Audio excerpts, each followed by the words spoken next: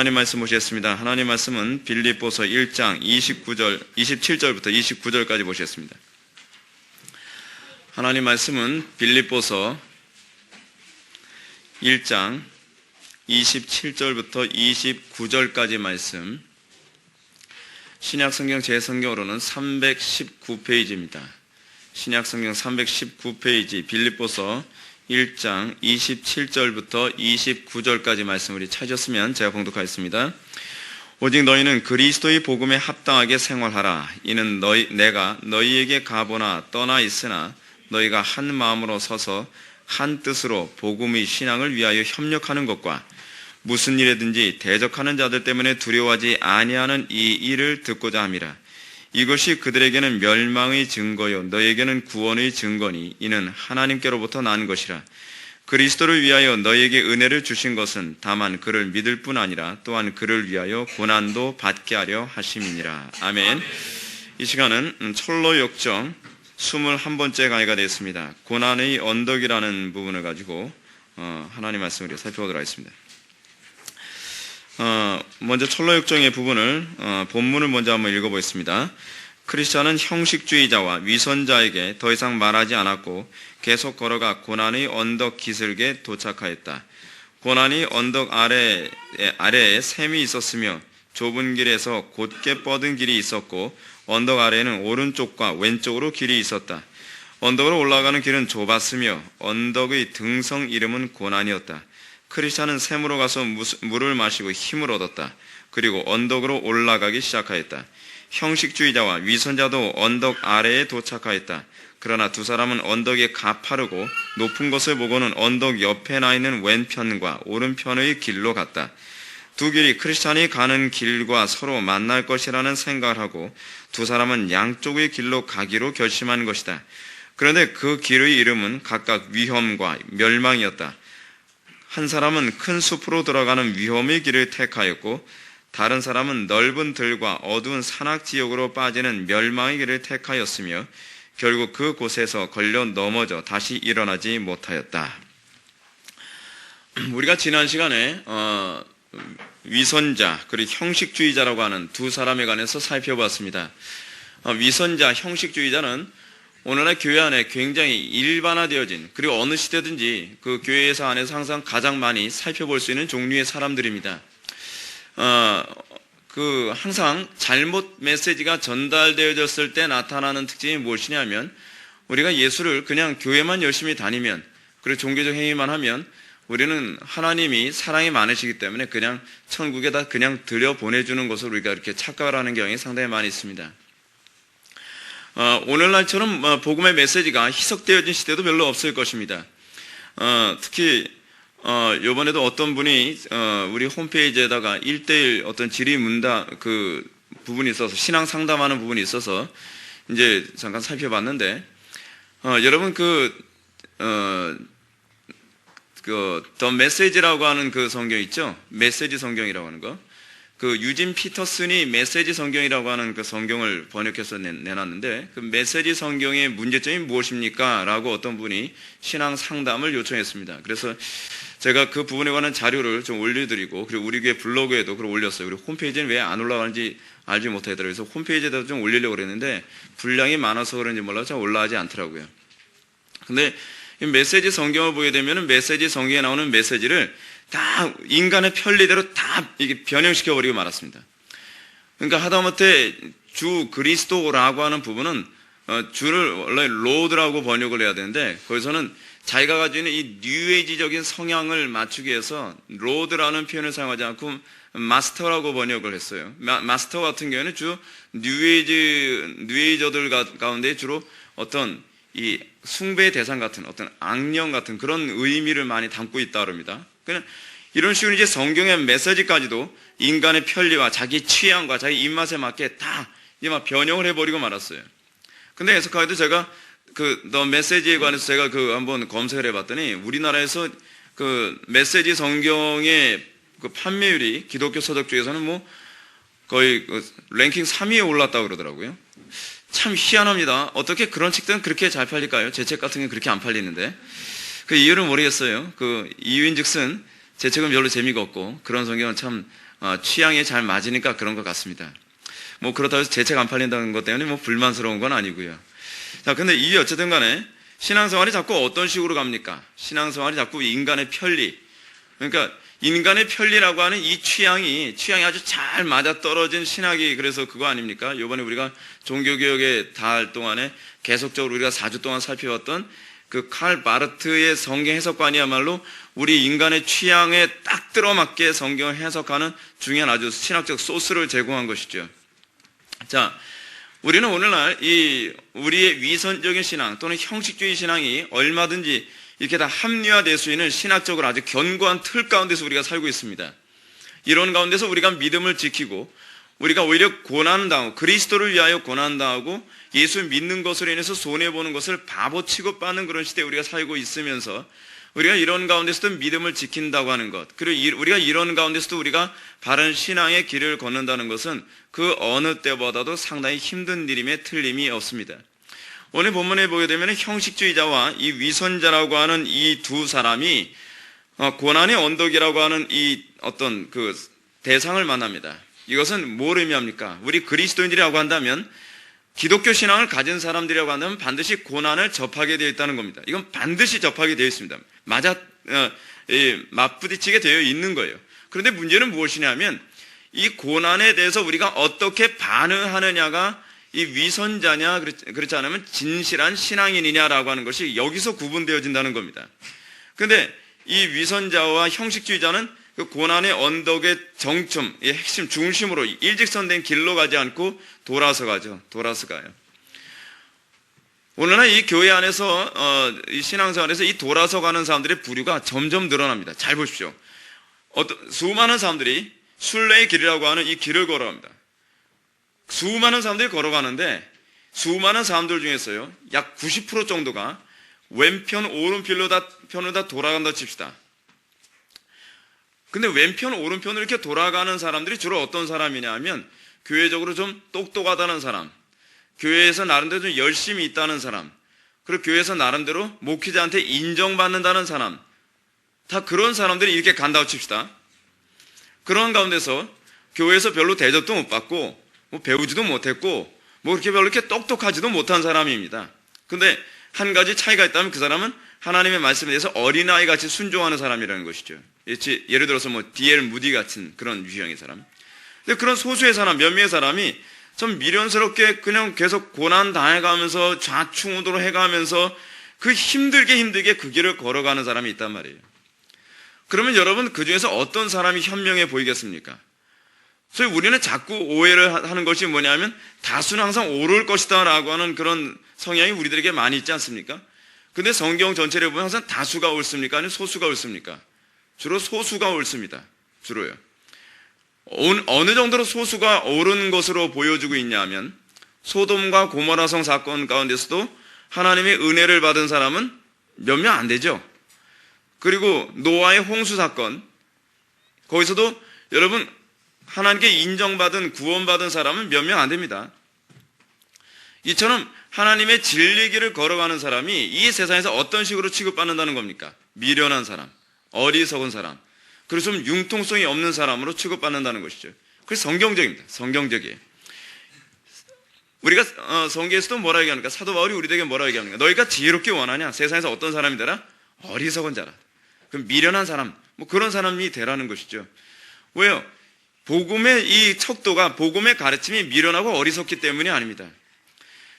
타락한 이성의 관점에서 봤을 때 복음의 가르침대로 순종하며 사는 것만큼 좀 융통성이 없고 어리석고 바보 같은 것이 없을 거라는 겁니다. 근데 성경 우리에게 뭐라 하냐면 너희들이 정말로 지혜롭게 원한다고 한다면 그렇게 어리석은 자처럼 비춰지는 쪽을 걸어가라는 겁니다. 그래서 여러분 이 십자가의 길에 관해서 뭐라 얘기합니까? 헬라인들에겐 십자가의 길이 어떻게 보인다고요? 어리석고 미련한 것으로. 그죠? 그리고 유대인들에게는 이 복음이 십자가가 어떤 식으로 보입니까? 어떤 식으로요? 걸림돌로. 예. 그것이 십자가의 특징입니다. 그러니까 이런 식이죠. 여러분 헬라인 또는 유대인 이거 뭐 이렇게 얘기할 필요 없이 오늘날 우리식으로 따지면 어떤 식입니까? 이성주의자들이 봤을 때는 기독교 신앙은 어떻게 보여요? 미련하게 신비주의자들이 봤을 때의 우리의 신앙은 어떻게 보여요? 걸림돌로. 그러니까 기독교 역사 2000년 동안에 항상 이 세상은 신기하게도 항상 딱 두 부류입니다. 유대 사회 안에서는 어때요? 항상 초대교회 당시에 복음을 전했을 때는 복음을 이 배타적으로 반응하는 두 종류의 사람이 있었는데, 한 종류는 헬라인 하게 되면 항상 이성주의의 항상 척도죠, 그죠? 헬라인들. 또 유대인들은 어떤 사람이에요? 신비주의적인 그 개념의 사람들이거든요. 그러니까 그 사람들이 봤을 때 복음은 이 걸림돌이 되는 것처럼. 기독교 역사 안에서 쭉 가다 보면 항상 그렇습니다. 교회 안에는 항상 이성주의자들과 신비주의자들이라고 하는 이 두 가지가 항상 있습니다. 기독교는 항상 어때요? 이성주의와 신비주의의 이 중간에 있죠. 이 중간에서 균형을 잡는 존재들입니다. 그래서 이성의 위치, 제가 변제각을 가르치면서 여러분한테 말씀드렸죠. 기독교에서 이성의 위치는 어디에 있다 그랬습니까? 신앙 위에 있는 것이 아니라 신앙 아래에 있죠. 그래서 이성은 뭐라고 얘기했어요? 기독교 신앙에서요? 소위 신앙하는 이성이죠. 신앙하는 이성. 근데 이 헬라인들의 개념에서는 이성은 뭐냐 하면 이성하는 신앙이에요. 그들의 이성이 타당해야만 신앙할 수 있다고 생각하는 것이죠. 또는 경험이 맞아떨어져야만 그것은 신앙할 수 있다고 생각하는 거예요. 그래서 18세기, 19세기의 신학적 흐름, 그러니까 19세기, 20세기의 신학적 흐름이 뭐였습니까? 이성과 경험에 맞아떨어지지 아니하면 받아들일 수 없다는 거예요. 그것이 19세기와 20세기 흐름이에요. 근데 19세기, 20세기의 흐름에서 이성으로 맞아떨어지는 쪽으로 가다 보니까 신앙이 다 죽어버렸어요. 그래서 어떻게 해요? 그래서 독일 신학은 완전히 다 내려앉아 버렸죠. 그래서 완전히 초상 치르고 있었을 때 칼 바르트라고 하는 사람이 나타나가지고서 뭐라 얘기합니까? 초월적인 하나님을 믿음으로 받아들이는 방법을 실존주의라고 하는 방법을 통해서 사용했잖아요. 그러니까 이 신앙이라고 하는 것은 항상 이 정통신앙을 가지 않으면 항상 어느 쪽으로 가요? 이성주의 아니면 신비주의. 항상 이쪽에서 항상 양쪽에서 바글바글 돼요. 이 양쪽에 바글바글 되는 사람들 사이에서 정통적인 노선, 그리고 바른 신앙의 노선을 걷는 사람은 항상 소수라는 것이죠. 항상 소수라는 거예요. 개혁주의 노선을 걷는다고 해서 여러분 무조건 균형 잡았다고 생각하면 안 됩니다. 개혁주의 노선을 걷는 사람들 중에서도요, 개혁주의 노선은 주로 어느 쪽으로 많이 기울어지기 쉬우냐면 스콜라주의에 기울어지기 쉽습니다. 무엇이냐면 이성적 합리성과 타당성을 가지고 종교 생활을 자꾸 하려고 하는 그런 문제성이 있어요. 거기에는 뭐가 없어요? 신앙의 초월성. 그게 잘 나타나지가 않죠. 그러니까 우리가 항상 조심해야 되는 것이 뭐냐면 다수를 따라가는 것이 아니라 항상 우리는 뭐예요? 항상 성경이 우리에게 뭐라고 얘기하느냐, 항상 거기에 관심을 가져야만 합니다. 성경이 무엇을 얘기하느냐. 성경이 무엇을 얘기하느냐는 어떻게 분별합니까? 여러분, 성경이 어떻게 우리에게 얘기하고 있느냐를 분별하는 방법은 또 하나밖에 없다 그랬죠. 제가 요즘에 자주 언급하는 요한복음 7장 17절 말씀처럼 하나님의 말씀대로 살고자 하는 사람만 분별해요. 하나님의 말씀대로 살고자 하는 자만이 이 말씀이 그리스도로부터 나온 것인지 아니면 스스로 말하는 것인지 알리라. 이건 굉장히 중요한 문제입니다. 하나님 말씀대로 살기 위해서 말씀을 탐구하는 사람과 사는 데는 별로 관심이 없는데 지식적 욕구만을 채우기 위해서 자기 이성적인 어떤 욕심, 이 부분을 채우기 위해서 지식을 탐구하는 자들은 다른 문제라는 거예요. 완전히 다른.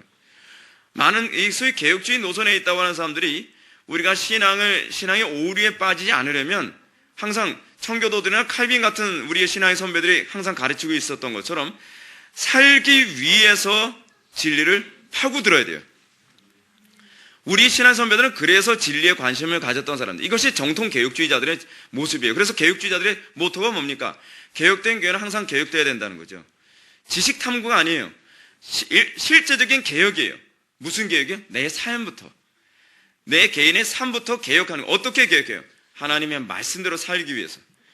하나님의 말씀대로 살기 위해 개혁을 했을 때 진리가 보이기 시작해요. 그러지 않으면 살고자 하는 마음이 없으면 나름대로 지식적으로 진리를 파고 들어간다고 하는데 점점점 어디로 가느냐? 이상한 데로 가요. 이상한 데로. 그러면서 나중에는 완전히 망가져버리고 말죠. 나중에는 자기의 어떤 세계에만 빠져서 사는 거예요. 그런 식의 어떤 스콜라주의에 빠지게 되면 어떤 문제가 발생하느냐? 여러분들이 잘 알고 있는 아주 유명한 얘기처럼 바늘 위에 천사가 몇 명이나 올라갈 수 있느냐, 그런 쓸데없는 논쟁 가지고 서로 피 튀게 싸우는 현상이 나타나는 거예요. 제가 그 개혁주의 노선을 추구한다는 분들의 모임에 어떤 그 카페를 들어가면, 제가 거기는 제가 카페에 그 회원으로 이렇게 가입은 했지만 정회원 되게 해달라고 등급 신청을 제가 안 해요. 왜냐하면 별로 하고 싶은 마음이 없어서 그래요. 그럼 거기 어떤 사람이 논지를 딱 제시하면요, 그 논지 제시하는 내용을 보게 되면 별로 뭐 그다지 아디아프라 문제 같은, 별로 해도 되고 안 해도 되는 문제 가지고서 막 이 덧글을 다는데 서로 막 감정 상하게 글 써가면서 덧글을 달아요. 제가 그거 보면서 제가 좀 우습더라고요. 아니 뭐 이런 거 가지고 감정 상해가면서 덧글을 다나. 나중에 막 감정에 상해가지고서 당신이 나를 알긴 하냐, 뭐 내가 당신보다 나이가 좀 더 많은 것 같은데, 뭐 이런 나이까지 얘기하면서 유치한 얘기까지 나오고. 왜 그럴까요? 왜 자꾸 그런 거 가지고 신학적 논쟁을 하기 좋아할까요? 여러분, 신학적 논쟁, 우리 개혁주의자들이 칼빈이나 뭐 그렇지 않은 어거스틴 같은 그런 분들이 지적인 노름을 하기 위해서 어떤 신학적 논쟁하기 좋아했던 사람들은 아닙니다. 그들이 그런 논쟁을 하려고 했던 이유가 뭐냐면 이것이 그들의 삶과 직결된 문제였기 때문에 그래요. 그들의 경건과 직결된 문제였기 때문에 그래요. 제가 여러분한테 그런 말씀 드렸죠. 여러분, 교부시대 때 아리우스와 아타나시우스 논쟁 중에 삼위일체 논쟁이 있지 않았습니까? 삼위일체 논쟁 가지고서 막 아리우스와 아타나시우스가 막 박터지게 막 논쟁을 하죠. 아타나시우스 장로는 이 삼위일체 논쟁 때문에 나중에는 자기네 나라에서 5번씩이나 막 그 나라에서 추방당하는 그런 수모까지 겪었어요. 자기 나라에서, 자기 모국에서 5번씩이나 이게 쫓겨나는 그런 수모를 겪어가면서까지 했던 이유가 무엇인가? 박혜근 교수는 이렇게 얘기합니다. 그 당시에 아리우스나 아타나시우스 논쟁 같은 이 삼위일체 논쟁은 단순히 신학적인 말싸움을 위한 그런 문제가 아니었다는 거예요. 그 당시 그 사람들은 삼위일체 논쟁 자체가 그들의 구원과 직결되어진, 또는 그들의 삶과, 그들의 경건의 삶과 직결되어진 문제였기 때문에 한치도 양보할 수 없는 문제였다는 거예요. 그래서 그들은 이거 가지고서 목숨 걸고 싸웠다는 겁니다. 근데 오늘날 소위 신학 논쟁을 하는 상당수의 모습을 보게 되면은 어떤 살기 위한 논쟁이 아니라 주로 뭐하고 관련을 맺고 있냐면 자기 합리성과 충돌하냐 충돌하지 않느냐에 관한 문제 가지고 자꾸 이렇게 논쟁을 하고 있어요. 뭐 단편히 예를 든다면 좀 그래요. 몰라, 이 설교를 듣는 그런 분들은 이제 어떻게 생각하실지 모르겠는데, 연속적 중생론과 뭐 순간적 중생론, 그 두 가지 종류 다 있거든요. 우리의 어떤 성경에도 그렇고 우리 신화의 선배들의 구원의 문제에 있어서도 연속적 중생과 순간적 중생의 요소가 다 있어요. 연속적 중생이라는 것이 무슨 얘기냐면 우리의 중생이 어느 날 갑자기 팍떡 일어나는 것이 아니라 아주 어렸을 때부터 하나님께서 계속 우리에게 자극하시고 우리의 마음을 가난하게 하시는 가운데 어느 한 정점에서 갑자기 중생하게 된다. 뭐 이것이 연속적 중생론인데, 순간적 중생론이라는 것은 그런 거 없이 어느 날 갑자기 중생하는 거다. 뭐 이 문제. 그러니까 이 문제는 어떻게 보면 뭐냐면 닭이 먼저냐, 그렇지 않으면 뭐 알이 먼저냐, 그런 얘기하고 뭐 별반 차이가 없는 얘기예요. 근데 이 문제 가지고 박터지게 싸우는 모습 보면서 참 안쓰럽다는 생각이 많이 듭니다. 자, 뭐 이런 건 다 차치하고 우리가 오늘 이 형식주의자, 위선자에 관한 이 얘기를 우리 살펴보면서 여기서 보게 되면 먼저 교재를 한번 봅시다. 크리스찬은 형식주의자와 위선자에게 더 이상 말을 하지 않고 계속 걸어가 고난의 언덕의 기슭에 도착하였다라고 얘기합니다. 왜 번연이 이 부분을 얘기하고 있는가? 형식주의자나 위선자들의 이 문제점, 그들이 진짜 위선자냐, 그들이 형식주의자냐, 뭐 그 신앙의 문제점을 들춰내기 위해서 아무리 논쟁해봐야 소용이 없다는 것을 잘 보여주고 있는 것입니다. 여러분, 위선자들 또는 형식주의자들의 문제점이 뭐냐면 그들이 형식적으로 하려고 해서 형식적으로 하는 것은 아니라는 겁니다. 그들은 나름대로 자기도 신앙생활을 잘 하고 있다고 생각을 하고 있다는 거예요. 그래서 사실은 자기 자신에게 자기가 속고 있는 거예요. 자기가 위선자인지 자기가 형식주의자인지 자기도 잘 모르는 경향이 태반이에요. 그러니까 여기서도 번연은 뭐라 하냐면 더 이상 말하지 않았고 라고 얘기를 하는데, 더 이상 말하지 않은 이유가 뭐냐면 그들의 위선 여부, 그들의 신앙의 진위 여부는 사실은 무엇으로 그 실체가 드러나게 되냐 하면 고난이라고 하는 것과 맞닥뜨려졌을 때 비로소 그 진위가 드러나게 된다는 것을 우리들에게 보여주고 있습니다. 그래서 이렇게 얘기합니다. 고난의 언덕 아래에 샘이 있었으며 좁은 길에서 곧게 뻗은 길이 있었고 언덕 아래에는 오른쪽과 왼쪽 길이 있었다고 얘기합니다. 언덕으로 올라가는 길은 어때요? 좁았다고 얘기합니다. 그 언덕 등성 이름은 고난이라고 얘기합니다. 근데 여기서 크리스천은 어떻게 갑니까? 여러분, 이 세 사람이 어떤 길을 선택하나 보십시오. 먼저 두 사람은 그냥 이 왼쪽 길과 오른쪽 길을 택해서 고난의 언덕을 피해서 갑니다. 근데 피해서 가는데 뭐냐면 여기에 소위 추측이라고 하는 이성이 작용을 합니다. 위선주의자와 형식주의자는 이 고난의 언덕을 피해 가면서 가만히 자기가 이성적으로 판단해 보니까 저렇게 가든 저렇게 가든 결국은 저 크리스찬이 가는 길을 자기도 가게 될 것이다. 결국 또 만나게 될 것이다 라고 그렇게 생각을 하고 있는 거예요. 그것은 소위 그들이 가지고 있는 합리성이죠. 합리성. 그러니까 마치 뭐라고 얘기하는 겁니까? 여러분, 신앙생활 하면서요, 꼭 그렇게 해야만 천국 가나? 라고 하는 것과 같은 개념이죠. 우린 자꾸 이렇게 생각하지 않습니까? 꼭 그렇게 신앙생활 하면 천국 갑니까? 꼭 그렇게 고지고대로 신앙생활 하면 천국 갑니까? 이게 우리의 이성이 항상 뭐부터 앞설 때 그러냐면 진리보다 앞서갈 때 그런 나타나는 현상이에요. 성경은 뭐라고 했어요? 성경이 틀림없이 얘기하는 것이 뭐냐면 십자가 없이 구원받는 법 없다라고 얘기하거든요. 좁은 길을 가지 않고 구원받는 법이 없다고 얘기하거든요. 그래서 성경이 우리들에게 얘기해 주기는 이거는 2000년 역사 동안 부정할 수 없는 얘기예요. 우리 신앙의 선배들은 다 그렇게 가르쳤고 성경은 그 부분만을 계속 강조하고 있어요. 근데 우리 이성은 항상 성경을 무시하는 데 익숙해 있죠. 그래서 뭐라 얘기합니까? 굳이 그렇게 하지 않아도 천국 가는 것은 아니다. 이렇게 조금 타협하고 꼭 굳이 그렇게 고달프게 살지 않아도 조금만 이렇게 요거는 지혜 문제다. 지혜롭게 사는 문제다. 조금만 지혜롭게 타협만 한다면 결국 조금 편안하게 천국 갈 수도 있지라고 이렇게 생각을 하는 거예요. 근데 그것이 항상 우리가 오류로 가는 이유예요. 잘 보십시오. 제가 아까 여러분한테 뭐라고 얘기했습니까? 우리가 분별을 하는 아주 중요한 방법이 뭐라고요? 하나님의 뜻대로 살고자 하는 자. 하나님의 뜻대로 사는데 초점이 맞춰져야만 어떻게 되냐면 오류에 빠지질 않아요. 오류에 빠지질 않아요. 근데 하나님의 뜻대로 사는데 관심이 없으면 어떻게 하냐면 꼭 그렇게 살지 않아도 천국에만 가면 되는 거 아니냐. 많은 사람들이 오류에 빠지는 이유가 뭐냐면 신앙의 목적이 그리스도가 아닐 때가 문제라는 거예요. 그리스도가 아닐 때. 항상 뭐가 목적이? 지식의 목적이든지 천국의 목적이든지 그처럼 내가 이 땅에서 좀 위로받고 편안하게 살고 행복하게 사는 것이 목적이든지 목적이 불분명해지면 진리에서 반드시 이탈하게 되어 있어요. 그러니까 우리 교회에서 제가 계속 강조해서 얘기하는 게 무엇입니까? 목적의 목적. 궁극적 목적에 관한 인식. 사단은 끊임없이 여러분한테 어느 쪽으로 인식을 시키냐면 궁극적 목적에 자꾸 이탈하게만 만들면 여러분들은 오류에 빠지게 만들 수 있다는 거예요. 자, 여러분들은 인생에서 문제에 닥칩니다. 여러분들 고난에 닥칩니다. 어려운 문제에 닥칩니다. 근데 우리는 어렸을 때부터 어떻게 교육을 받으면서 자랐냐면 어떻게 해야 행복하게 살 수 있는가? 어떻게 해야 편안하게 살 수 있는가? 주로 이제 이런 쪽으로 우리는 교육을 받으면서 자랐어요. 우리가 초등학교 때서부터 계속 받는 교육이라고 하는 것이 결국 다 그거예요. 어떻게 해야 살아남고 어떻게 풍요롭게 살고 공부를 왜 합니까?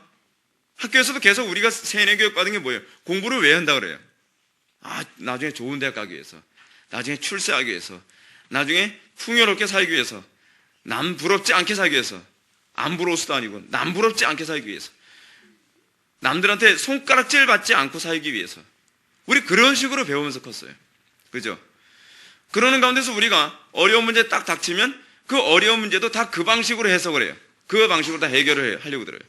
어떻게 해야 내가 살아남을 수 있는가? 어떻게 해야 내가 이 위기를 모면할 수 있는가? 어떻게 해야 내가 좀 더 편안하게 살 수 있는가? 어떻게 해야 나는 덜 아프고 저놈을 더 괴롭힐 수 있는가?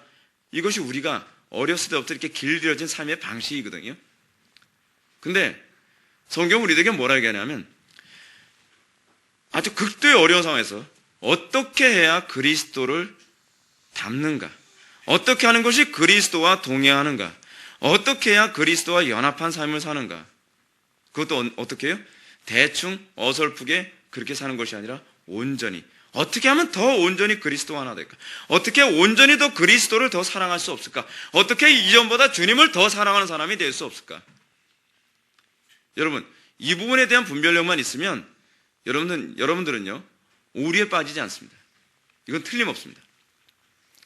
단편적인 예를 들어서 요즘에 강단에서 자꾸 자살의 문제, 그렇지 않으면 주의 성수에 관한 문제, 11조에 관한 문제, 제가 요즘에 자주 거론하는 문제인데, 이 부분에 관해 자꾸 이렇게 오류로 자꾸 빠져가는 이유가 뭐냐면 대부분의 그 오류라고 하는 것이 다 여기 있습니다.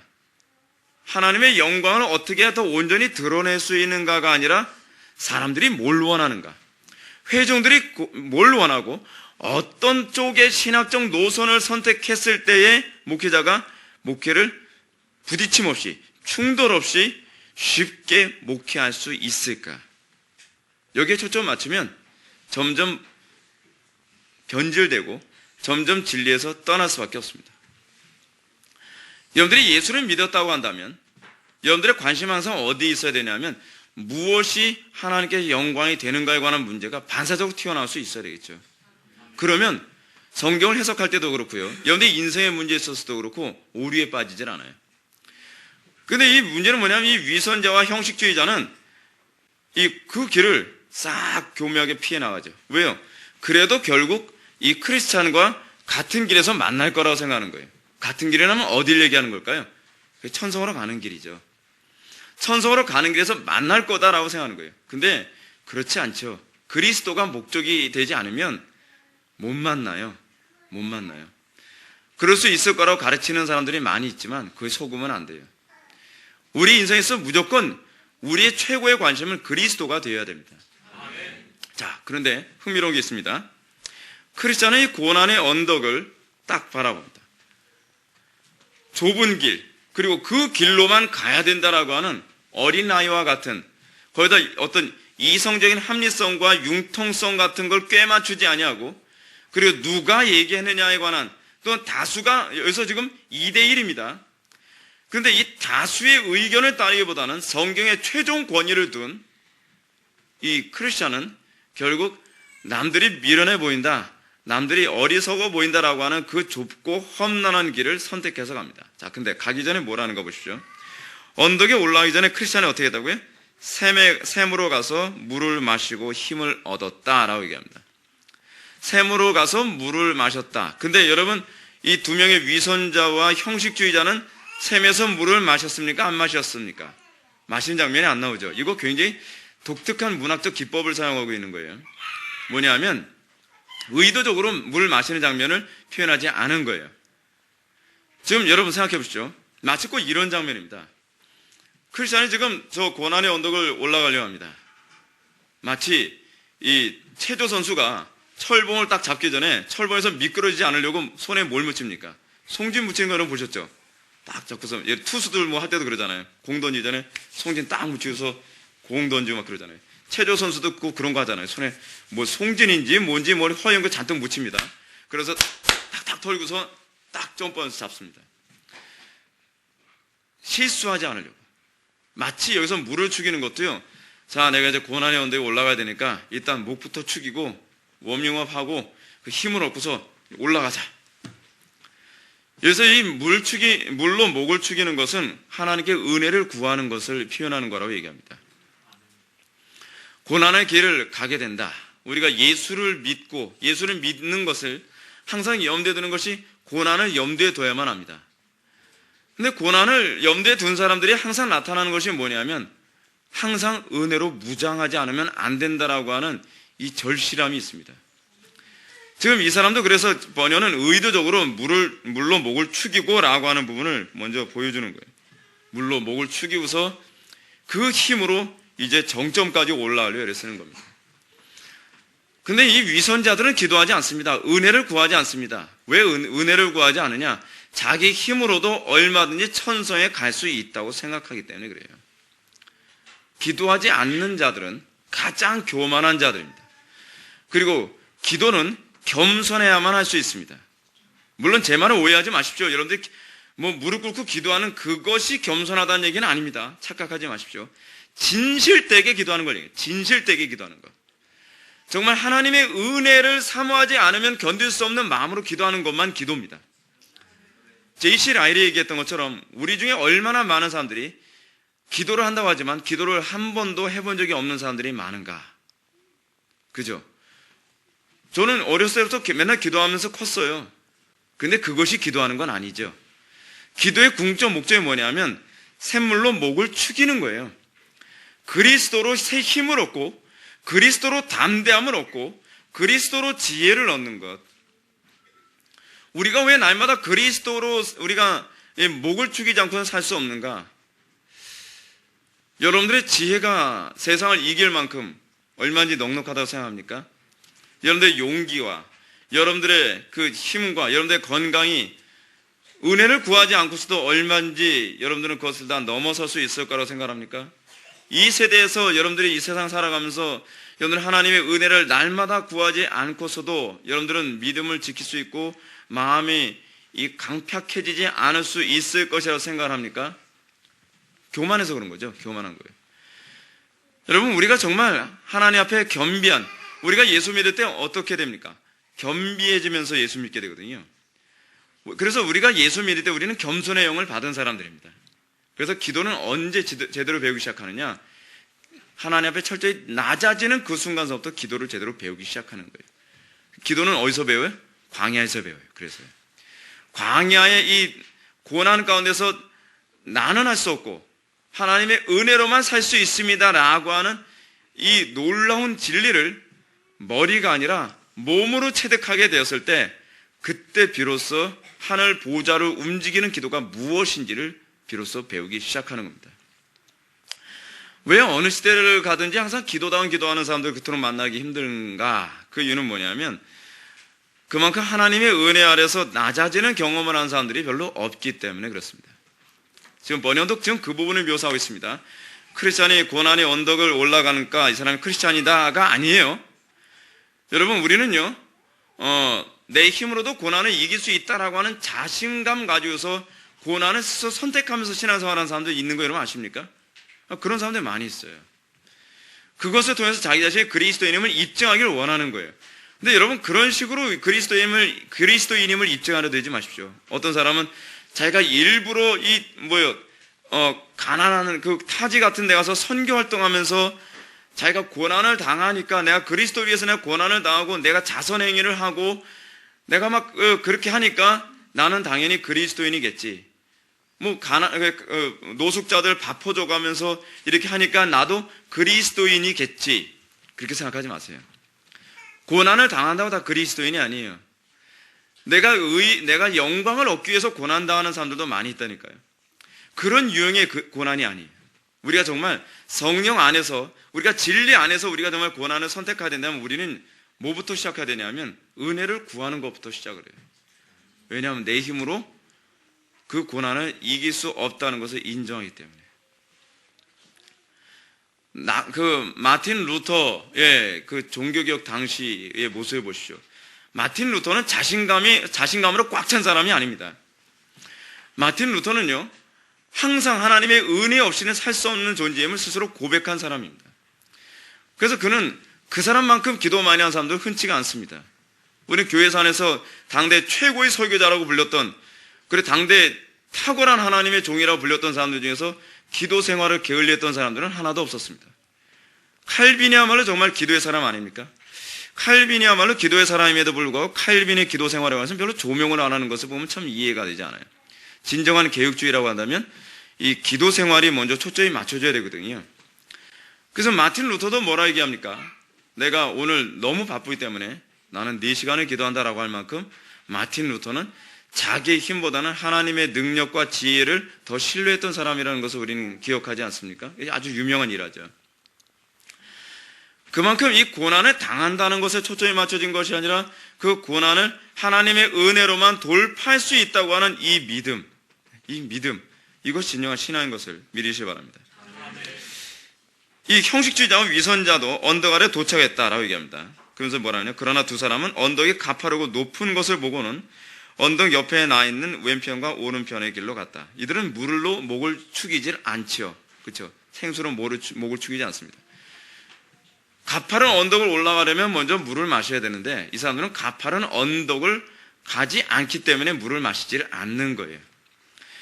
이들은 자기 인생을 자기의 힘으로, 자기의 지혜로, 자기의 방법으로 얼마든지 다 개척해 나갈 수 있다고 생각하는 사람들이죠. 오늘날 얼마나 많은 그리스도인들에게서 이런 모습이 많이 보여지는지 안타깝지 않을 수가 없습니다. 하나님의 영광을 위해서 살아간다고 얘기는 하지만 문제는 뭐냐면 사업을 하면서도 공부를 하면서도 이렇게 얘기합니다. 어떤 학생한테 야, 너 공부로 하나님께 영광 돌리려면 너 좋은 대학 가야 된다. 이런 얘기를 해요. 얼마나 좋은 가르침입니까? 그렇죠? 나쁜 얘기 아니에요. 하나님께 영광 돌리기 위해서 좋은 대학 가라. 그러면서 야, 딴 애들 일요일날 다 그 학원 가고 그 독서실 가는데 너 정신 나간 녀석 어디 주일날 무슨 학생부 예배다 무슨 예배다 그 예배다 참사해서 그러면서 네가 좋은 대학 갈 생각을 하냐? 라고 얘기한단 말이에요. 상당히 이율배반적이죠. 상당한 모순입니다. 아이들이 정말로 하나님의 영광을 위해서 고난당하고 영광에서 살도록 바란다고 한다면 뭐에 초점을 맞춰야 돼요? 하나님의 은혜를 받는 데 초점을 맞춰야 되거든요.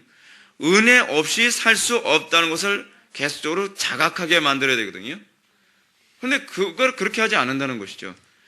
나중에 네가 일단은 좋은 대학 가고서 그 다음에 하나님께 영광을 돌려야지. 네가 좀 더 멀리 봐라. 지금 네가 그렇게 하다가 뭐 지방대학교나 뭐 간신히 가겠냐? 라고 얘기한다면 사실은 하나님의 영광을 가장해서 자기 영광을 추구하는 아주 교활한 인간이죠. 근데 우리는 그런 식의 신앙생활이 너무나 당연한 것처럼 그렇게 되어버리고 말았어요. 그래서 그 아이가 정작 좋은 대학교를 가기도 합니다. 그 좋은 대학교 가서 뭐라 하냐면 하나님의 은혜로 제가 좋은 대학 갔습니다. 간증을 해요. 그러면 다른 애들은 다 실족해 있어요. 왜냐하면 쟤는 주일날 예배당도 안 나오고 좋은 대학 갔는데 저런 애들은 간증하고 우리는 주일날 열심히 예배당 나왔는데 우리는 지방대학 간신히 들어가고 이게 뭐야. 뭐 이렇게 돼버리는 거죠. 그죠? 근데 중요한 게 뭐예요? 지방대학 갔냐? 그렇지 않으면 서울대학. 제가 얘기하는 서울대학은 서울 지역에 있는 대학을 얘기하는 거예요. 서울 지역에 있는 어떤 근교의 대학을 갔냐에 관한 문제가 아니라 시간적으로 봤을 때 더 하나님을 의존하고 비천한 중에도 그리고 약한 중에도 강한 자를 부끄럽게 하는 자가 돼가고 있느냐에 관한 문제는 시간이 가봐야 하는 문제라는 것이죠. 아이들한테 좀 더 그렇게 넓은 안목을 좀 보여줄 또는 깨닫게 해줄 필요성이 있는 겁니다. 자, 우리가 이런 차원에서 우리는 기독교 신앙에 관해서 아주 중요한 부분을 좀 먼저 살펴보는 것이 필요하리라 생각합니다. 오늘 본문 한번 봅시다. 27절부터 29절까지의 말씀의 이 사실 주제는 뭐냐면 천국의 시민답게 살라라고 하는 그 메시지를 담고 있습니다. 근데 이 본문이 아주 좀 굉장히 흥미롭게 돼 있어요. 제가 좀 이 본문을 좀 신학적으로 좀 풀어가면서 제가 좀 설교를 하겠습니다. 오직 너희는 그리스도의 복음에 합당하게 생활하라라고 이렇게 되어 있습니다. 근데 여기서 합당하게 생활하라 했을 때 생활하라라고 하는 이 단어가요. 이 표현이 헬라어로는 뭐라고 되어 있냐면 폴리튀에스테라고 하는 단어를 사용하고 있습니다. 폴리튀에스테. 이게 무슨 얘기냐면 시민답게 살라는 거예요. 시민답게 살라. 그러니까 이걸 좀 더 이렇게 원문에 근접하게 번역을 한다. 오직 너희는 그리스도의 복음에 합당한 시민답게 생활하라. 이렇게 번역하는 것이 또 본문의 의미를 선명하게 나타내는 겁니다. 사도 바울은 지금 구원받은 하나님의 백성들은 어떻게 얘기하냐면 이미 천국의 시민 됐다라고 얘기하는 거예요. 천국의 시민 됐는데 아주 흥미로운 얘기가 뭐냐면 여러분 천국의 시민답게 사는 것은 이제 천국 나중에 죽어서 천국 갔을 때만 시민답게 살아야만 합니까? 아니죠. 지금 여기서 살면서도 여러분들은 어떻게 살아야 돼요? 천국의 시민답게 살아야죠. 예. 무슨 얘기냐면 국적이 이미 바뀌었다는 얘기예요. 국적이 바뀌었다는 얘기예요. 예를 들어서 제가 일본에 갔다 칩시다. 일본에 갔어도 저는 제가 비록 일본에 있지만 저의 국적은 어디예요? 한국이죠. 한국. 그러면 한국인답게 살아야죠. 한국인답게 어떻게 삽니까? 제가 한국인인데 일본 앞에서 온갖 추태를 다 버리고 산다면 한국인답게 사는 게 아니겠죠.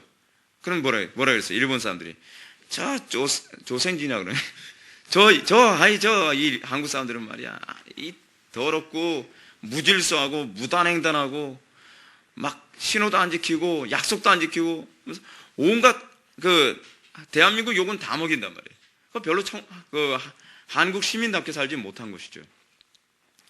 지금 사도 바울의 표현은 뭐냐면 너희들은 죽어야만 천국 시민 되는 것이 아니라 너희들은 이미 천국 시민 됐다는 거예요. 하나님의 나라가 이미 도래했으니까 천국 시민답게 살아라.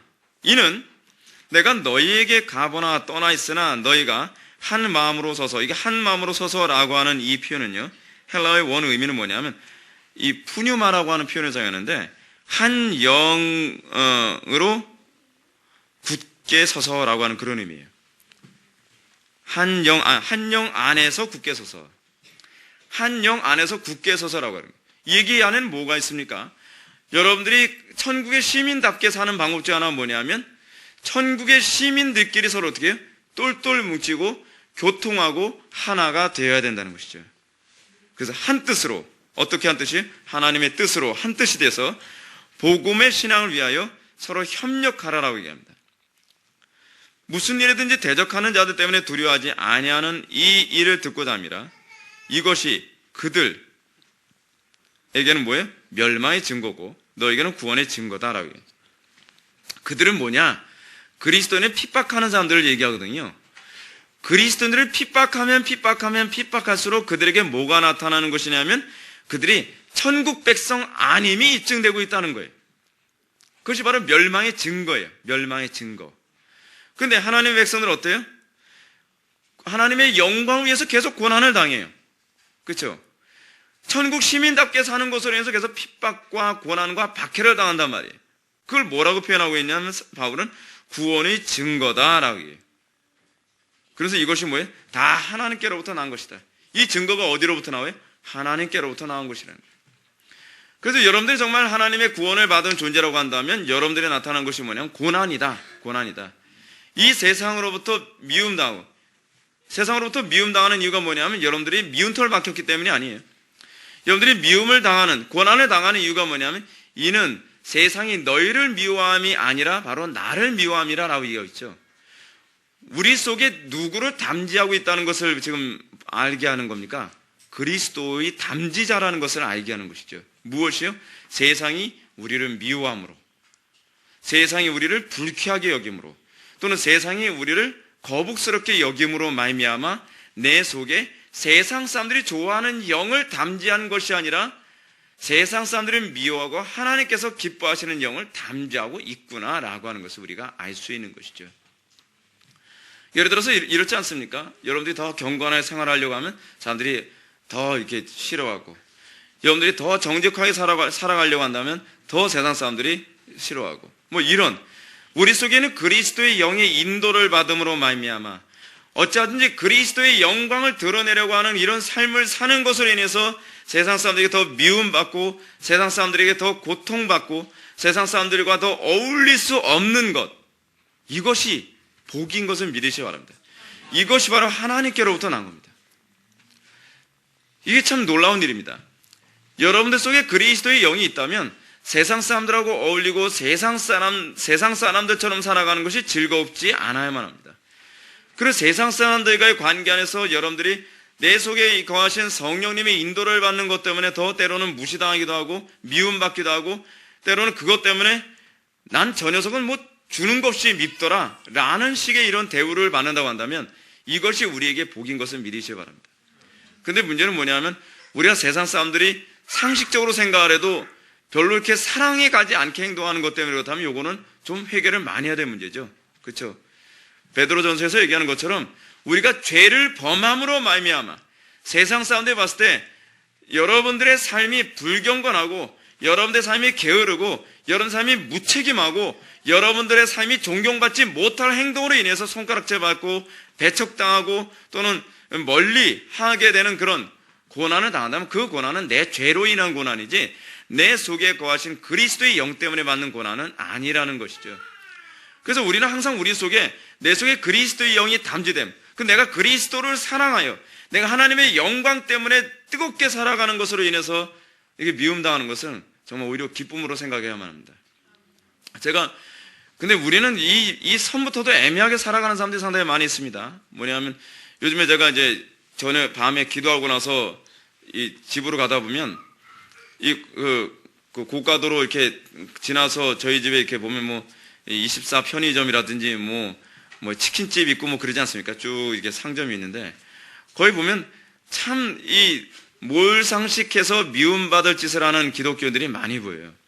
어떤 사람이 뭐 부흥 집회, 심령 대부흥 해가지고서 요만한 한 B5 용지보다 좀 작은 사이즈로 이게 전단지를 만들어가지고 남의 집 간판이고 뭐 유리창이고 뭐 그런데 다 붙여놓고.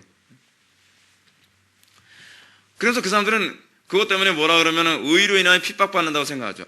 내가 하나님 뜨겁게 사랑해서 내가 남들 앞에 창피한데도 불구하고 이거 붙이러 돌아다니는 건데 그거 가지고 손가락질하는 건 내가 하나님의 영광에서 핍박당한다고 생각하는데 그건 영광에서 핍박당하는 것이 아니라 눈치가 없어서 핍박을 당하는 거예요.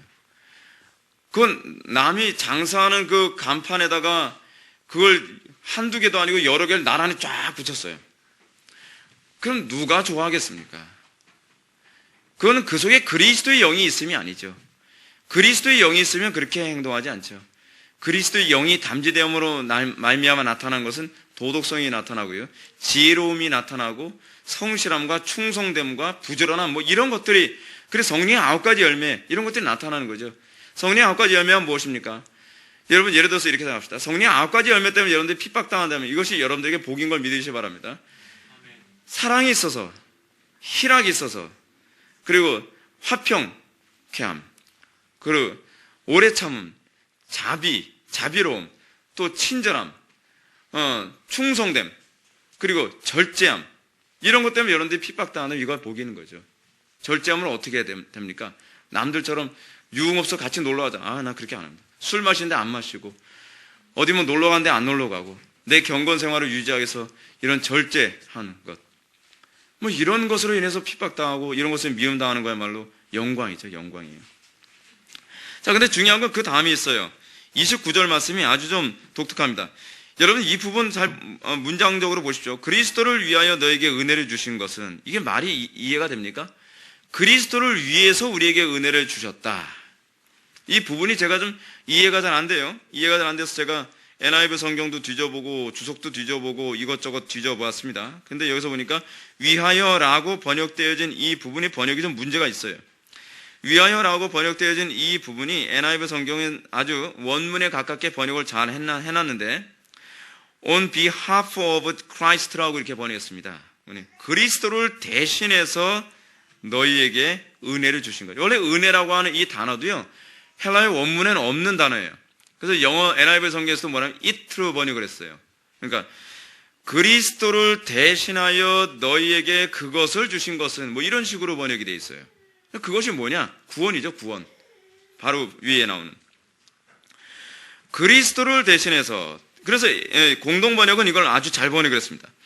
여러분은 그리스도를 믿는 특권뿐만 아니라 그분을 위해서 고난까지 당하는 특권, 곧 그리스도를 섬기는 특권을 받았습니다 라고 이렇게 번역했어요. 이게 사실 의역이 잘 된 겁니다. 무엇이 특권이에요? 그리스도를 위하여 우리가 믿음을 얻게 되어진 것만 특권이 아니에요. 무엇도 특권이에요? 그리스도를 위하여 고난 받는 것도 특권이라는 거예요. 이것을 통해서 어떻게 해요? 그리스도를 섬기는 거죠. 자, 우리가 믿음이라고 하는 것이 궁극적으로 뭘 의미하는가? 여러분, 믿음이 무엇을 의미한다 그랬습니까? 믿음은 지적 수용이 아니라 믿음은 하나님께서 우리를 그리스도와 연합시키시는 하나님의 도구라 그랬죠. 이것이 믿음에 대한 아주 정확한 정의입니다. 근데 우리를 그리스도와 연합시킬 때 우리를 부분적으로 연합시키는 것이 아니라 우리를 전인격적으로 연합시키셨습니다. 전인격적으로 연합시키셔서 우리로 하여금 그리스도의 영광에만 참여하게 하는 것이 아니라 그리스도의 고난에도 참여하게 하셨다는 거예요. 그래서 우리는 영광 받음을 통해서만 내가 그리스도와 연합했다는 것을 확인하는 것이 아니라 오히려 내가 그리스도께서 받으셨던 그 동일한 유형의 고난을 내가 받음으로 말미암아 내가 그리스도와 연합했다는 것을 우리는 더 확신할 수 있게 되는 것이죠. 근데 이것은요, 특권입니다. 특권. 여러분들 이 땅에 살아가면서 그리스도로 인해서 진리 때문에 고난당하고 고달픈 삶을 사는 것, 아이고 예수 믿는 거 고달퍼라고 생각하면 안 된다는 거예요. 오히려 사도들이 얘기했던 것처럼 내가 그리스도의 이름으로 말미암아 그 이름으로 말미암아 능욕받는데 합당한 자로 여김받는 것을 기뻐하여라고 했던 것처럼 우리가 그것을 기뻐하는 그리스도인이 좀 되어야만 합니다.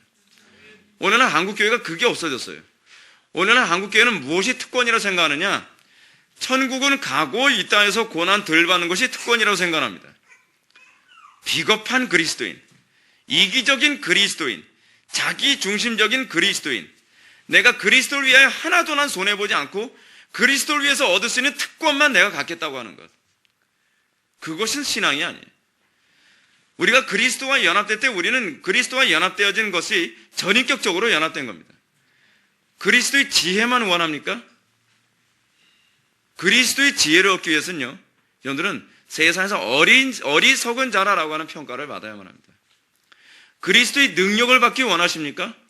그렇다면 여러분들은 세상적인 능력을 포기해야만 합니다. 왜요? 사도 바울이 뭐라고 얘기했기 때문에 그래요. 이는 내가 약할 때 강함이라고 얘기하고 있기 때문에 그래요. 그리스도로부터 받는 것은 항상 역설적입니다. 그리스도의 영광에 참여하기 위해서는 이 땅에서 우리는 수치를 당해야만 합니다. 우리가 그리스도의 선함에 참여하기 위해서는 이 땅에서 자기 부인에 참여해야만 합니다. 세상의 명예와 성공을 다 포기해야만 합니다. 그래요. 그것이 우리가 그리스도와 연합되는 방법이에요. 우리는 영광만 소유하는 방법이 없어요. 능력만 소유하는 방법이 없어요. 지혜만 소유할 수 있는 방법이 없어요. 하나님께서 묘하게 구조를 만들어 놓으셨는데 하나님의 지혜에 참여하려면 내가 세상적으로 어리석어야 돼요. 세상 사람들에게 어리석다 손가락질함을 받아야 돼요. 그 성경적이잖아요. 그죠? 성경에서 뭐라고 얘기했기 때문에 그래요? 너희가 정말 지혜롭기를 원하느냐? 세상에서 미련한 자가 되라라고 얘기했잖아요. 어떻게 보면 그렇게 살아야 돼요. 그렇게 살아야 돼요. 그것이 성경이 우리에게 요구하는 바예요. 그것이 우리가 천상의 지혜. 그래서 성경도 뭘 얘기하고 있습니까? 세상적인 지혜와 하나님의 지혜를 이렇게 대조해서 얘기하는 부분이 있잖아요. 세상적으로 지혜롭다라고 얘기를 들으면서 하나님에게도 지혜로움을, 그리스도의 지혜에 참여하는 법은 없다는 것이죠. 여러분들이 세상에서 지혜롭다라고 얘기를 들으려면 여러분들은 하나님의 지혜를 포기해야만 합니다. 이것이 이 땅에서 성도들이 살아가는 방식이에요. 하나님의 지혜를 얻기 위해서는 세상적으로 미련하다 소리를 들어야 되고, 그리스도의 능력에 참여하기 위해서는 우리는 내 자신의 약함 가운데 있어야 되죠. 약할 때 강함을 주시니까요. 내 능력을 의존하는 자에게 그리스도의 능력이 나타나지 않기 때문에 그런 것이죠. 그래서 신앙은 뭐냐면 십자가예요. 십자가. 목에 걸라고 십자가가 아니라 우리에게서 그리스도의 능력과 지혜와 사랑과 거룩함과 이 그리스도의 전인격이 드러나기 위해서는 먼저 고난이 먼저예요. 자기 부인이 먼저예요. 자기 죽음이 먼저예요. 그 다음에 부활에 참여하고 지혜에 참여하고 능력에 참여하고 그분의 거룩한 성품에 참여하는 거예요. 근데 우리는 이걸 이분화시킬 수 있을 거라고 착각을 해요. 그렇게 또 배웠어요. 근데 이건 성경적으로 불가능한 얘기예요. 은사주의자들 보십시오. 세상적인 능력을 가지면서도 성령의 능력으로 자기가 일을 한다? 그런 사람들 다 타락하잖아요. 요즘에 은사주의자들만큼 혐오 대상이 어디 있습니까? 교회 안에서요. 그럴 수밖에 없죠. 그들은 복음도 제대로 이해하지 못하는 사람들이에요. 복음의 원리가 뭔데요? 복음의 원리가 내가 세상적으로 어리석어야 그리스도의 지혜에 참여하고, 내가 세상적으로 약할 때에 내가 그리스도의 능력에 참여하는 것이고, 왜 나는 능력이 안 나타나는지 모르겠어요. 세상적으로 강하구만. 틀림없어요. 그걸 점검하면 돼요. 저는 왜 설교하는데 능력이 안 나타날까요? 저는 왜 사람들과 관계에서 그리스도의 지혜가 안 나타날까요? 저는 왜 거룩한 삶이 안 될까요? 당연하죠. 십자가가 없어서 그래요. 자기 부인이 없어서 그래요. 그래서 사도 바울이 뭐라고 얘기해요? 십자가의 비밀을 오묘하다라고 얘기하는 거예요. 깊도다. 그래서 사도 바울이 뭐라고 얘기해요? 내가 예수 그리스도의 십자가 이후에는 다 이 배설물처럼 취급하는, 세상 철학 지혜롭다고 생각했죠. 필로소피, 지혜에 대한 사람, 그것이 철학 아닙니까? 그래서 나름대로 지혜를 추구하기 위해서 세상의 철학을 얼마나 많이 들이판지 몰라요. 당대 최고의 지성이라는 소리 들었죠. 근데 사도 바울이 십자가의 이 지혜를 알고 나니까 뭐라 얘기합니까? 그거 다 초등학문이라고. 초등학문. 초등학교 때 공부하는 것밖에 되지 않는다. 십자가의 지혜를 알고 나니까 오히려 이 세상 초등학문이 나로 하여금 그리스도의 지혜에 참여하게 만드는데 오히려 장애물 밖에 되지 않는다. 이거 깨닫기 전에는 여러분들 십자가를 잘 모르는 사람들입니다. 십자가 안에서 여러분들 그리스도의 능력이 나타나기 원한다면 우리는 세상적인 능력이 부인되어져야만 합니다. 사도 바울에게서 그 부분이 얼마나 많이 보입니까? 사도 바울은 자기의 지성을 자랑하고 자기의 어떤 이 인맥이나 어떤 신분을 가지고서 그걸 힘을 쓰려고 하지 않았습니다. 그는 오로지 예수 그리스도로부터 오는 것만을 최고의 가치로 여겼다는 것이죠. 그래서 사도 바울이 자꾸 이런 얘기하는 겁니다. 그리스도를 위하여 너에게 은혜를 주신 것은 다만 그를 믿을 뿐 아니라 또한 그를 위하여 고난도 받게 하려 하심이라. 즉 성도의 연합은 영광만이 아니라 그리스도의 고난에도 연합됐을 때에, 아니 오히려 그리스도의 고난에 연합되어야만 비로소 그리스도의 영광에, 그리스도의 능력에, 그리스도의 거룩함에 참여하게 되는 것이죠. 대가 치르는 법을 배워야만 합니다. 그리스도로부터 오는 그 영광을 얻기 위해서 대가 치르는 법을 배우기 전에는 그는 그리스도인이 아직 뭔지를 모르는 사람입니다. 우리의 신앙의 선배들은 영원한 천국이라고 하는 것을 은혜로 얻었지만, 은혜로 받은 거예요.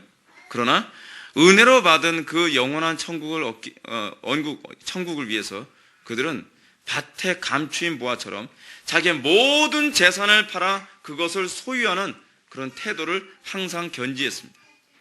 성경이 일관적으로 우리들에게 얘기하는 것이 그거예요. 하나님 나라의 영광의 그 무한한 가치를 소유하기 위해서 우리의 모든 재산을 팔아 이웃과 나누고 그리스도를 따르는 것과 같은 삶을 성경 우리들에게 계속적으로 요구하고 있다는 것을 우리는 잊지 말아야만 합니다. 그것이 복음입니다. 그래서 복음은요, 세상 사람들이 봤을 때 미련해 보입니다. 미련해 보여요. 왜요? 세상의 부귀와 명예와 성공 다 주겠다는데 왜 그렇게 살아가냐는 거죠. 얼마 전에도 어떤 분이 저한테 이런 얘기합니다. 목사님, 그 비행기 표값만 있으면 미국 구경시켜 줄 수 있다는 거예요.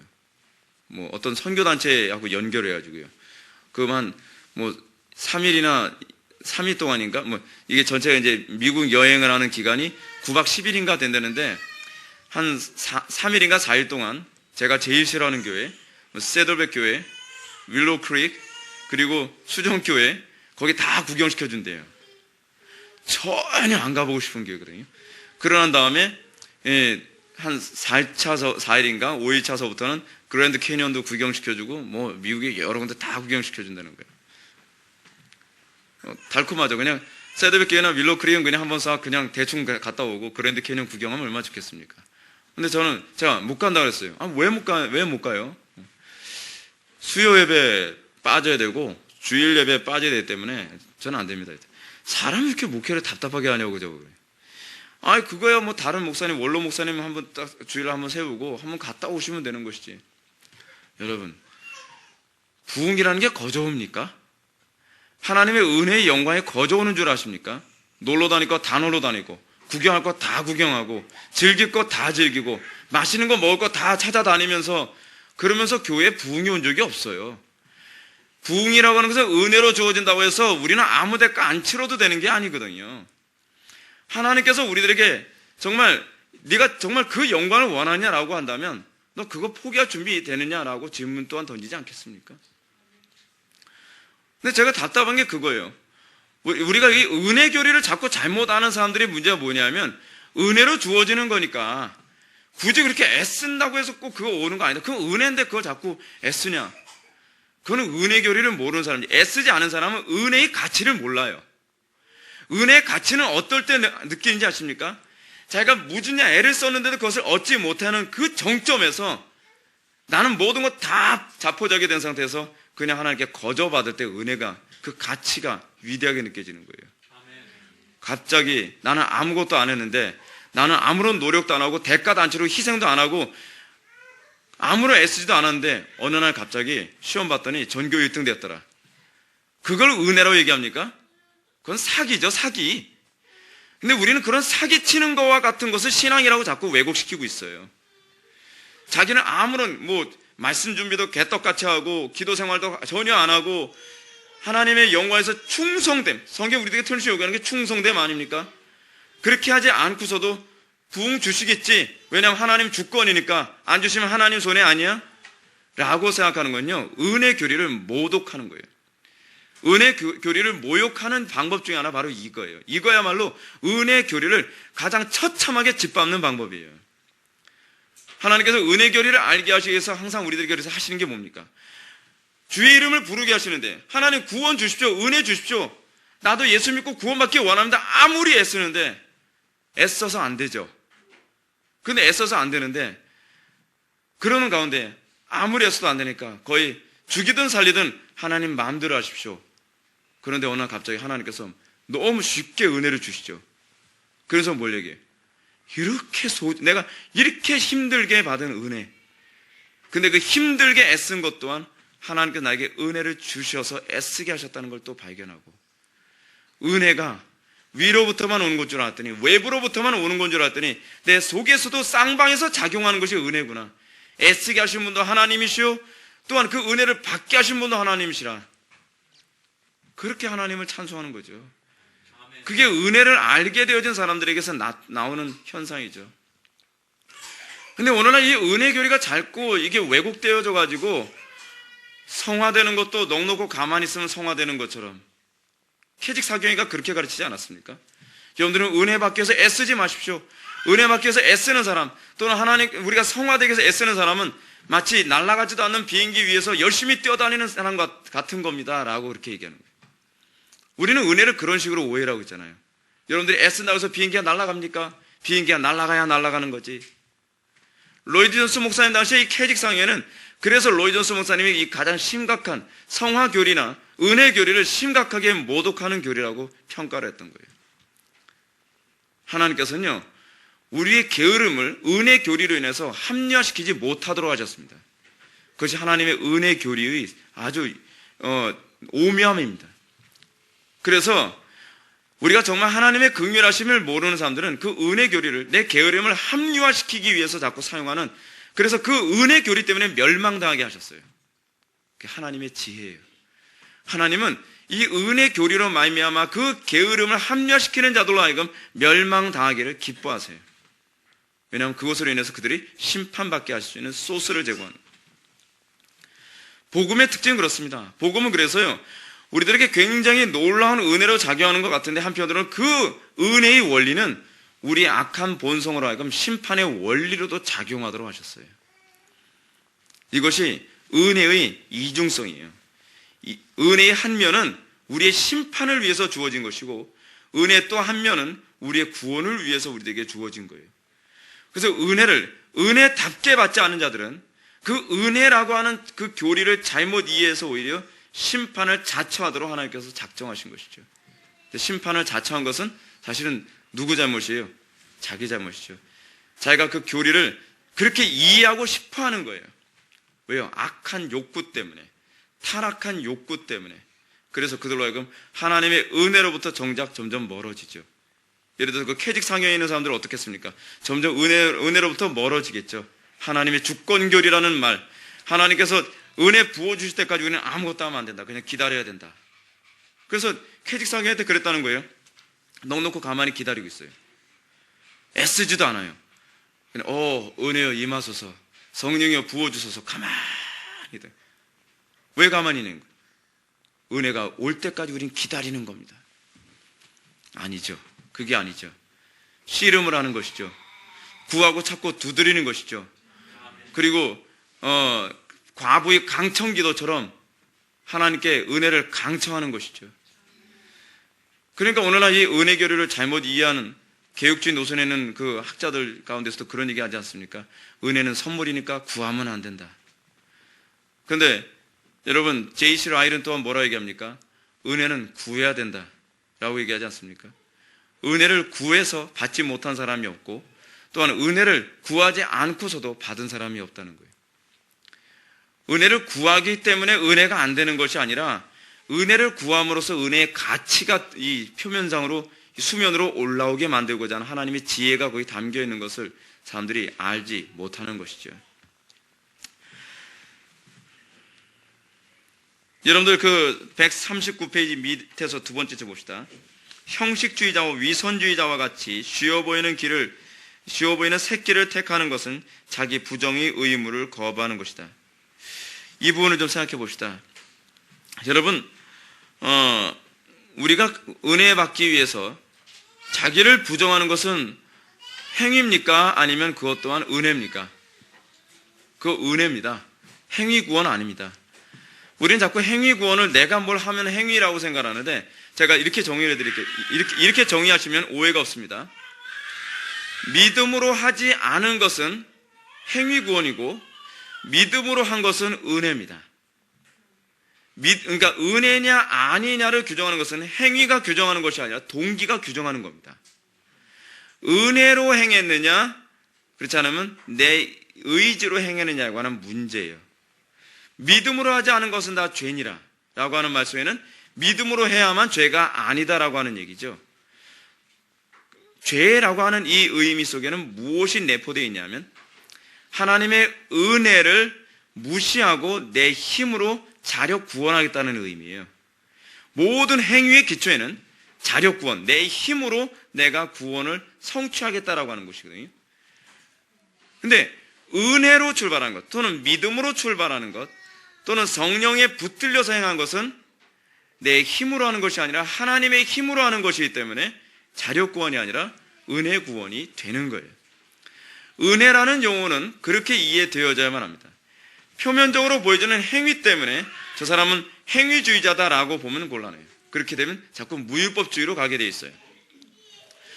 율법을 행하냐, 율법을 행하지 않느냐가 이 사람이 은혜 안에 있느냐, 은혜 밖에 있느냐를 규정하는 것이 아니라, 율법을 행하되 그 율법을 성령 안에서, 사도 바울이 가장 너무나 자주 표현하던 건 엔푸니마티, 성령 안에서 율법을 행하느냐, 성령 없이 율법을 행하느냐가 바로 율법주의자냐, 그렇지 않으면 은혜주의자냐를 구분하는 잣대예요.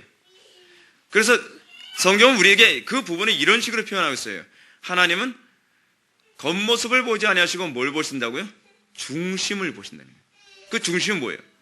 은혜로 움직이느냐, 그러니까 믿음으로 행하느냐, 믿음 아닌 것을 행하느냐고 하는 문제죠.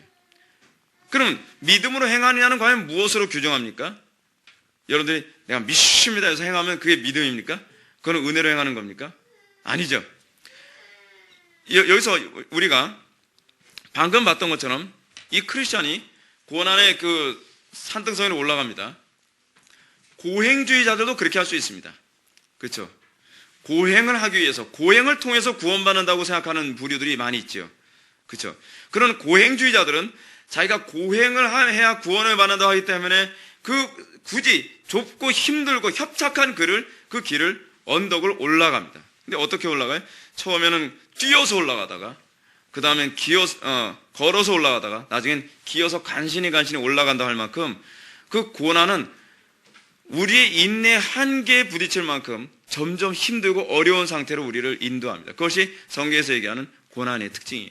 근데 고행주의자들은요, 믿음으로 하지 아니하고 자기의 의지와 자기의 정신력과 또는 자기의 어떤 이 의를 위해서 그 고행을 선택합니다. 가톨릭주의가 왜 잘못됐다고 얘기하는지 아십니까? 가톨릭주의는요, 고행주의이기 때문에 잘못됐다는 거예요. 가톨릭은 구원을 고행을 통해서 받잖아요. 보석도 그 개념 아닙니까? 그래서 굉장히 가증스러운 거예요. 굉장히 혐오스러운 것이죠. 근데 여기서 이 사람은, 이 크리스찬은 어떻게 올라갑니까? 샘물을 마시고 샘물을 마시는 그 힘입어서 올라가는 거예요. 은혜로, 믿음으로, 고행주의 때문이 아닙니다. 여러분들이나 저나요, 고행 좋아하면 그 문제가 큽니다. 그건 좀 정신이 좀 잘못된 사람입니다. 고난받는 거 좋아해서 십자가 지지 마십시오. 그럼 여러분들은 똑같은, 표면적으로는 똑같이 고난을 받는 것 같은데 이 안에서도 고행주의자와 은혜주의자가 또 구분되어져요. 이 사람이란 존재가 참 묘한 게 뭐냐면 예수 믿는 거에 구원받은 자들을 흉내내는데 아주 너무나 비슷한 수준까지 흉내낼 수 있어요. 유사 그리스도인, Almost Christian, 여러분 그 책 보면 있지 않습니까?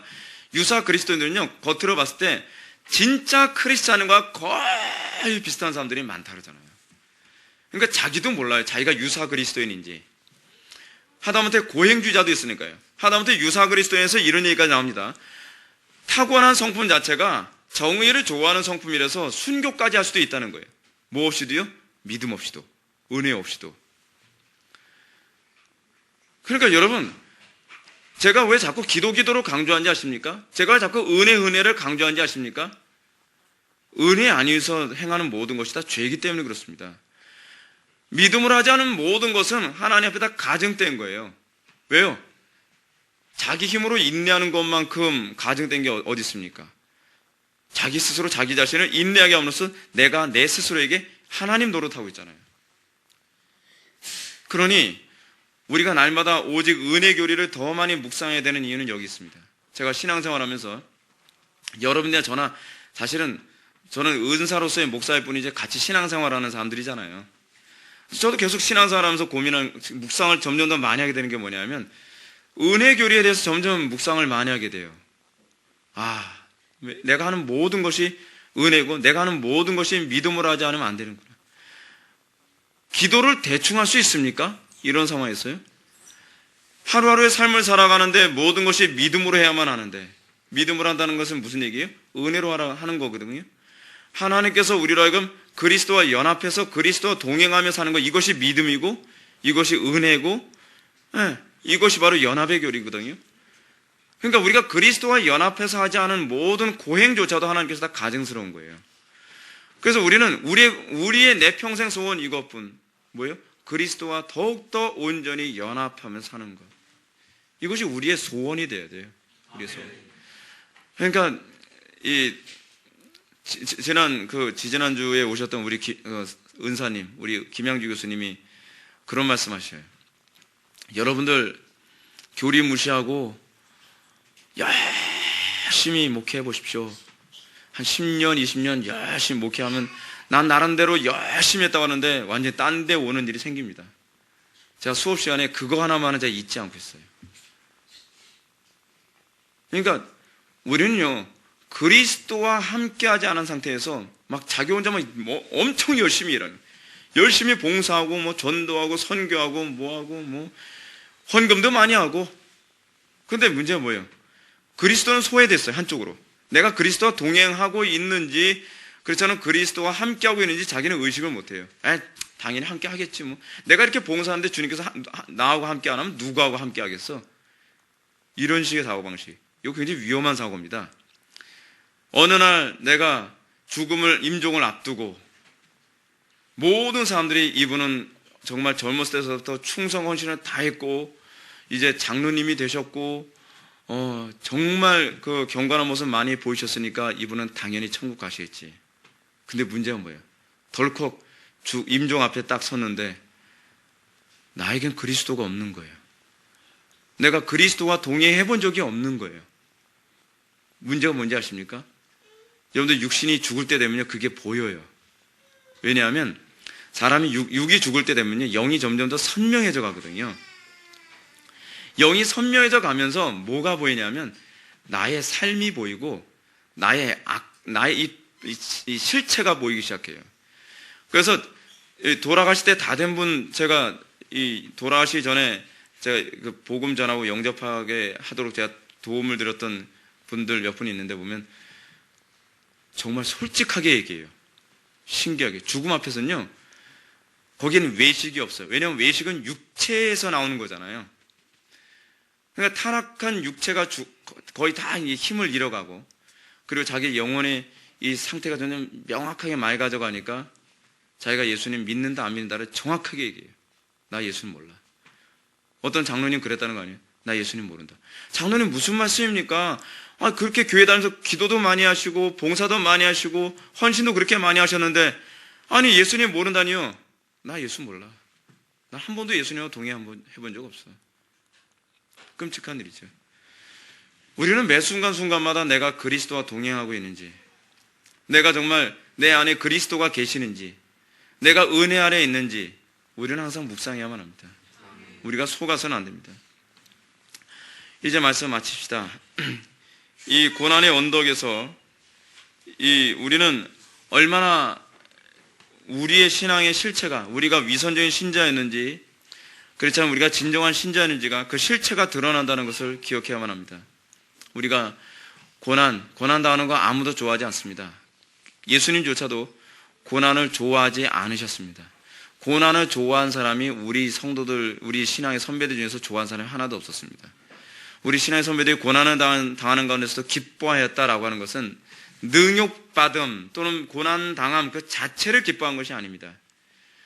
능욕받고 고난당하는 걸 기뻐한다면 그 사람 정신병자입니다. 그 사람 영적으로 많이 망가진 사람입니다. 그들이 기뻐했던 것은 고난이 아니라 그 가운데 나와 함께 하시는 그리스도를 발견함입니다. 그리스도의 영광에 내가 참여했고, 그리고 그리스도의 흔적, 스티그마를 발견하는 것에 대한 기쁨이 그 고난 중에서도 내가 기뻐하노니 라고 얘기할 수 있는 근거였습니다. 사랑하는 성도 여러분, 우리 이 땅을 살아가면서 그리스도와의 연합의 교리를 더욱더 많이 묵상하십시오. 내가 매 순간순간마다 그리스도와 혹시 연합하고 있지 않을까 항상 두려워하십시오. 내가 그리스도와 연합하는 그 상태를 발견하는 것, 그것이 여러분들의 인생의 최고의 기쁨이 되기를 주님의 이름으로 축원합니다. 다 같이 기도하시겠습니다. 사랑이 많으신 하나님 아버지, 우리가 이 땅에서 믿음으로 살아가는 것이 무엇인지 더욱더 정확하게 알아가기 원합니다. 우리가 믿음으로 살고 그리스도 안에서 살고 우리가 은혜로 살아가는 것을 알게 하여 주시사, 우리가 이 땅에서 순례의 생활을 나름대로 한다고 하면서 우리가 주님 앞에 서는 그때에 내가 주님을 모른다 하고 주님께서 나를 모른다 할까 두려싸우니 우리가 더욱더 신중하게 하여 주시고, 우리가 주님과 더욱더 연합하기를, 또는 주님과 더욱더 온전한 동행의 삶을 살기를 우리가 기뻐할 수 있는 믿음을 허락하여 주옵소서. 예수님의 거룩하신 이름으로 기도 올려옵나이다.